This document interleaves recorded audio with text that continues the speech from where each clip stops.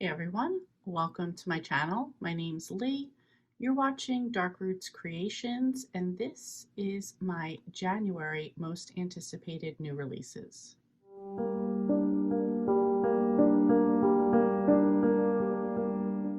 I only have 3 books for January, but I think that will kind of make it easy and get straight to the point.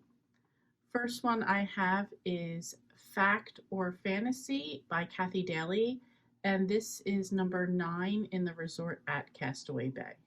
A forensic psychologist working for the FBI moves to Shipwreck Island and renews her relationship with her sisters, aunt, best friend, and old flame. While on the island, she is introduced to Ezra Reinhold, a reclusive billionaire who enjoys poking around in cold cases and has the means to hire the best people to find the answers no one else has been able to. In book 9 in the series, Sydney goes with Emily to visit Beverly in the rehabilitation hospital she has moved into. While they are there, Sid meets a woman suffering from a brain disorder following an injury to the head. The woman is able to speak, but what she says seems like nothing but gibberish. While her speech pattern is completely disorganized, she seems alert, so Sid sits with her in the garden while Emily is meeting with Beverly's doctor and politely listens to what she says. The longer Sid sits, the more certain she is that there are patterns contained within the babbling. She begins to ask the woman questions, and while the answers are as disorganized as anything the woman has said to that point, Sid begins to suspect that the woman may actually have been a waitress to a murder her FBI team had investigated but had been unable to solve. So, of the Bay series that Kathy Daly does, The Resort at Castaway Bay is my favorite. I've actually been contemplating not reading the other two, which is the Inn at Holiday Bay and the cottage on Goose Creek Bay. I don't remember the cottage is something, and there are a couple spin-offs. I just feel like this is the series that I enjoy the most, and just reading this briefly reminds me that I really enjoyed book 8 and was like looking forward to what was going to happen in 9. And I point that out, A, because I'm looking forward to this book, but B, because that is not always the case with the other Bay series. So we'll see how it goes. Anyway, this one comes out on January 2nd. Next up is The Heiress by Rachel Hawkins. When Ruby McTavish Callahan Woodward Miller Kenmore dies, she's not only North Carolina's richest woman, she's also the most notorious. The victim of a famous kidnapping as a child and a widow 4 times over, Ruby ruled the tiny town of Tavistock from Ashby House, her family's estate high in the Blue Ridge Mountains. In the aftermath of her death, that estate, along with a 9-figure fortune and the complicated legacy of being a McTavish, passed to her adopted son, Camden. But to everyone's surprise, Cam wants little to do with the house or the money, and even less to do with the surviving McTavishes. Instead, he rejects his inheritance, settling into a normal life as an English teacher in Colorado and marrying Jules, a woman just as eager to escape her own messy past. 10 years later, Camden is a McTavish in the name only, but a summons in the wake of his uncle's death brings him and Jules back into the family fold at Ashby House. Its views are just as stunning as ever, its rooms just as elegant, but coming home reminds Cam why he was so quick to leave in the first place. Jules, however, has other ideas, and the more she learns about Cam's estranged family and the twisted secrets they keep, the more determined she is for her husband to claim everything Ruby once intended for him to have. But Ruby's plans were always more complicated than they appeared. As Ashby House tightens its grips on Jules and Camden, questions about the infamous heiress come to light. Was there any truth to the persistent rumors following her disappearance as a girl? What really happened to those 4 husbands who all died under mysterious circumstances? And why did she adopt Cam in the first place?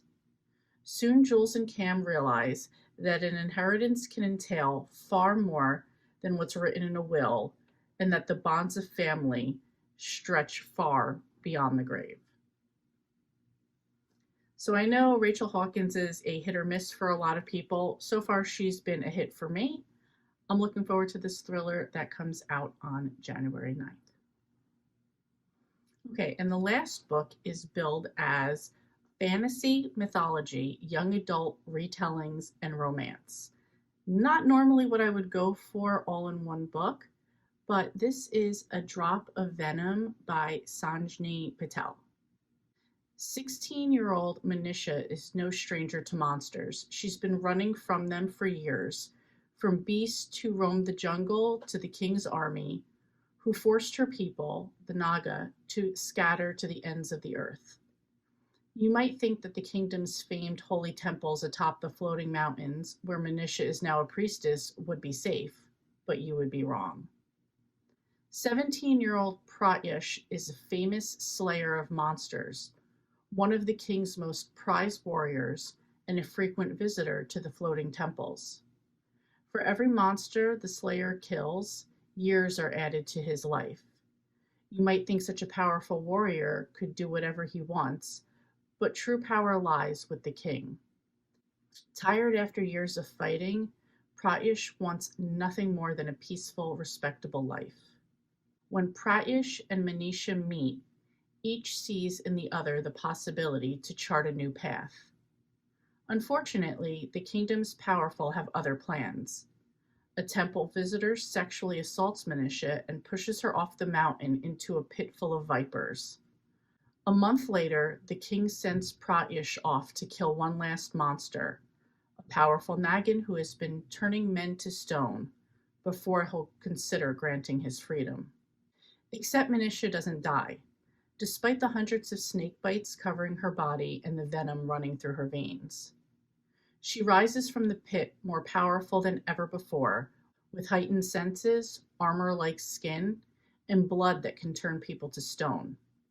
And Pratyush doesn't know it yet, but the monster he's been sent to kill is none other than the girl he wants to marry.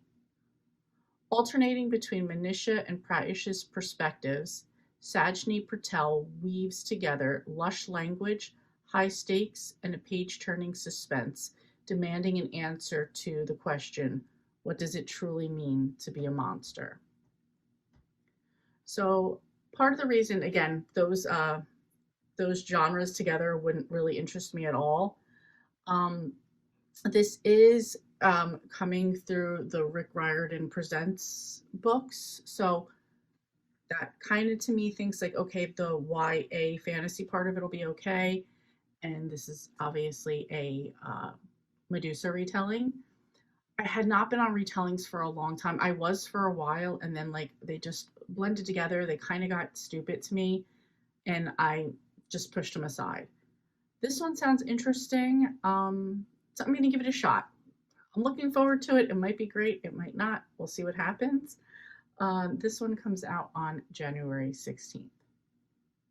So that's it. That's all I have. Let me know if you're interested in any of these three or what you're most looking forward to in January that's coming out, because you know I'm always on the lookout for new releases. Thank you so much for watching, and I will see you next time.